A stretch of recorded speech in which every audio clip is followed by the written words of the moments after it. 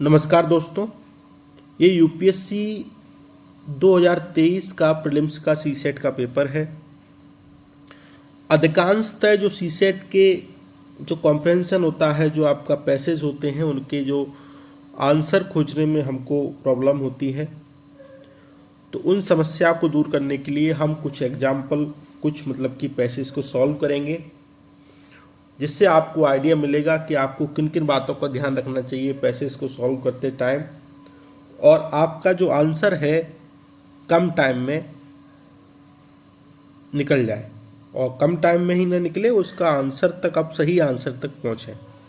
तो इसको सॉल्व करने का हम तरीके पे बात करते हैं।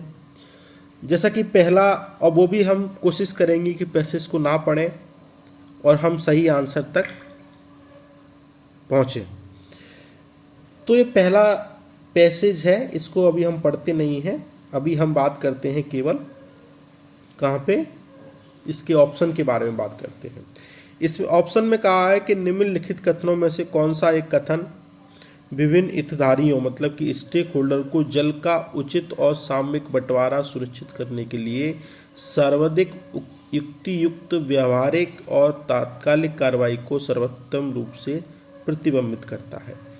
मतलब कि इससे आपको एक बात तो तय हो गई कि इस पैसेज में राज्यों के मध्य जो बंटवारा है, उस जल से संबंधित जितने भी स्टेक होल्डर हैं उनके बारे में बात की गई है, और उस जो विवाद है जल बंटवारे से संबंधित, उसको कैसे हम सॉल्व कर सकते हैं, इस ऑप्शन में ये बात की गई है।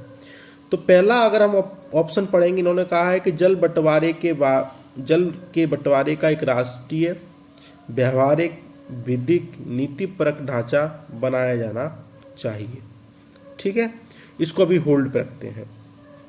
इसमें कहा है कि देश के सभी नदी तंत्र जोड़े जाने चाहिए और विशाल जल भरों का निर्माण किया जाना चाहिए। मतलब कि ऐसा तो नहीं है देश के सभी नदी तंत्र जोड़ लेंगे तो उससे जल की समस्या का निदान हो जाएगा। तो एक्सट्रीम स्टेटमेंट है, तो इसका आंसर ये तो नहीं हो सकता। ठीक है, एक हमने एलिमिट किया। दूसरा कहा कि जल के अधिक वाले क्षेत्रों और जल की कमी वाले क्षेत्रों के बीच नहरें बनाई जानी चाहिए। तो ये वाली बात और ये वाली बात दोनों लगभग समान है। और चौथी बात इन्होंने कही है कि जल संकट को दूर करने के लिए कृषि और उद्योग जैसे क्षेत्रों की जल की मांग को कम किया जाना चाहिए। ठीक है, इस बात को समझेंगे। अब आपके दो ऑप्शन ये कुछ ज़्यादा नज़दीक थे, हमको देखने को मिल रहे हैं, ऑप्शन ए, ऑप्शन डी। तो हम थोड़ा पैसेज पढ़ेंगे पीछे से आप जहाँ भी पैराग्राफ खत्म हो रहा होगा वहाँ से पढ़ेंगे कि उन्हें जल का उचित भाग देने के लिए सब वस्तुनिष्ठ मानदंडों के आधार पर आकलन किया जाना चाहिए। मतलब कि जितने भी वस्तुनिष्ठ ऑब्जेक्टिव पैरामीटर हों उनके आधार पर क्या करो, आप उसका आकलन करो कि नदी द्रोणी की क्या विशिष्टताएं हैं और उन पर कितनी बड़ी जनसंख्या निर्भर है, जल का वर्तमान उपयोग क्या है, मांग कितनी है, दक्षतापूर्ण उपयोग किया जा रहा है, भविष्य में कितने उपयोग की आवश्यकता होगी, और साथ साथ नदी और जल भरों की पर्यावरणीय जरूरतों को भी सुनिश्चित करना आवश्यक है। ठीक है, तो ये वाला ऑप्शन तो नहीं होगा क्योंकि वो पैरामीटर की देखने की बात कर रहे हैं, तो ये वाला ऑप्शन कहीं नहीं होगा। अब थोड़ा और ऊपर पढ़ेंगे, इनके विभिन्न हितधारियों की आपस में होड़ लेती मांगों के बीच संतुलन सुनिश्चित करने की कुंजी इस बात में है कि द्रोणी पर आधारित रीति से संगठकों क्षेत्रों के राज्यों के बीच जल का बंटवारा किया जाए। मतलब कि जो द्रोणी है उसके आधार पर क्या किया जाए, बंटवारा किया जाए। ठीक है, इस बात को ध्यान रखेंगे।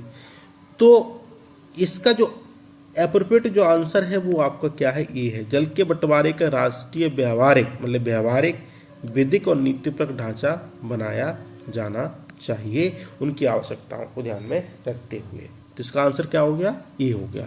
तो हमने थोड़ा सा पैसेज पढ़ा लेकिन आंसर तक पहुंच गए। ठीक है, अब ये वाला सेकंड वाला देखो, इस सेकंड में बोला गया है कि इस परिच्छेद में निहितार्थ को निम्नलिखित कथनों में से कौन सा एक सर्वोत्तम रूप से प्रतिबिंबित करता है। शिक्षा प्रणाली को ग्रामीण क्षेत्रों में अवश्य सुदृढ़ किया जाना चाहिए, ये ठीक बात है, लेकिन इसके बारे में बात की गई है कि नहीं, इसको तो हम देखेंगे, होल्ड पे रखते हैं।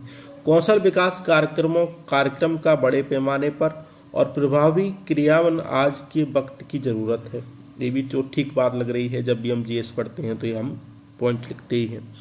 आर्थिक विकास के लिए केवल कौशलयुक्त कामगारों के स्वास्थ्य और सुपोषण पर विशेष ध्यान देने की जरूरत है। केवल शब्द आ गया तो ये वाली बात गलत हो गई, क्योंकि ये क्या है, स्टेटमेंट थोड़ा सा नैरो टाइप का है। जिस तीव्र आर्थिक समृद्धि की हमें अपेक्षा है उसके लिए लोगों के स्वास्थ्य और सुपोषण पर ध्यान दिया जाना चाहिए। ठीक है, तो अब जरा देखो इसमें क्या कहा गया है, लास्ट वाली लाइन पढ़ते हैं। एक ऐसी अर्थव्यवस्था के लिए जो अधिक कुशल कामगारों पर अपेक्षाकृत अधिक निर्भर होगी, इससे एक महत्वपूर्ण चुनौती सामने आती है और भारत के जनांकिकीय दृष्टिकोण से यह एक ऐसी चुनौती है जिससे वास्तव में निपटना चाहिए। ठीक है, अब देखो ये वाली बात तो नहीं होगी क्योंकि यहाँ पे कौशल की बात की जाती है, वाला ऑप्शन तो नहीं होगा, इसमें बात की नहीं गई है। ठीक है, अब बात आ गई या तो ये होगा या तो ये होगा। ठीक है, अब जरा देखो और ऊपर जाते हैं। यह दिनों दिन अधिक स्पष्ट होता जा रहा है कि कुपोषित भारतीय बच्चे संज्ञानात्मक आत्मक योग्यता के अनेक पैमानों पर अपने साथ के भली भांति सुप्रीत बच्चों की तुलना में 2 या 3 गुना कम निष्पादन करते हैं। इसका मतलब कि कहने का मतलब है ये बात दिनों दिन साबित हो गई कि जो कुपोषित भारत है, मतलब कि जो जिनको न्यूट्रिशन डिफिशिएंसी है, उनकी जो दक्षता है कम है, जिनको अच्छा खाना लेते हैं, तो हमें आवश्यकता क्या है, हमें अपनी एफिशिएंसी बढ़ाना है।